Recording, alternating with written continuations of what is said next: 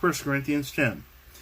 For I do not want you to be unaware, brothers, that our fathers were all under the cloud, and all passed through the sea, and all were baptized into Moses in the cloud and in the sea, and all ate the same spiritual food, and all drank the same spiritual drink.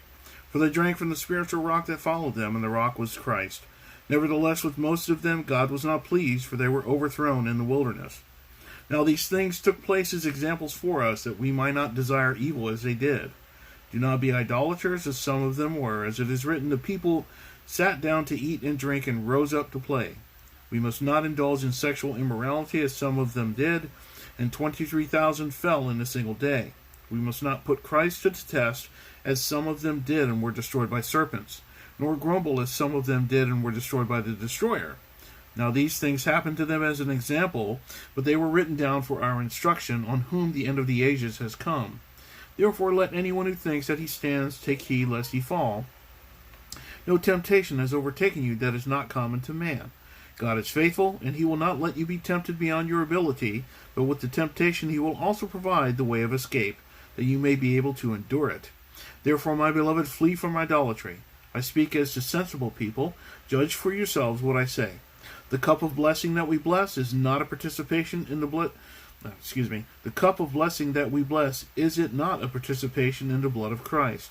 The bread that we break, is it not a participation in the body of Christ? Because there is one bread, we who are many are one body, for we all partake of the one bread. Consider the people of Israel, are not those who eat the sacrifices participants in the altar?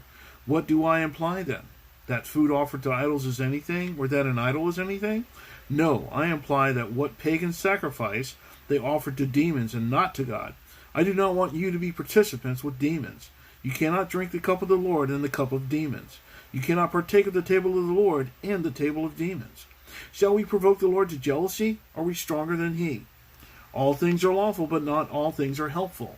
All things are lawful, but not all things build up. Let no one seek his own good, but the good of his neighbor. Eat whatever is sold in the meat market without raising any question on the ground of conscience. For the earth is the Lord's and the fullness thereof. If one of the unbelievers invites you to dinner, and you are disposed to go, eat whatever is set before you without raising any question on the ground of conscience. But if someone says to you, this has been offered in sacrifice, then do not eat it, for the sake of the one who informed you and for the sake of conscience. I do not mean your conscience, but his. For why should my liberty be determined by someone else's conscience? If I partake with thankfulness, why am I denounced because of that for which I give thanks? So whether you eat or drink, or whatever you do, do all to the glory of God. Give no offense to Jews, or to Greeks, or to the church of God, just as I try to please everyone in everything I do, not seeking my own advantage, but that of many, that they may be saved. Blessed be the name of the Lord, and bless his holy name.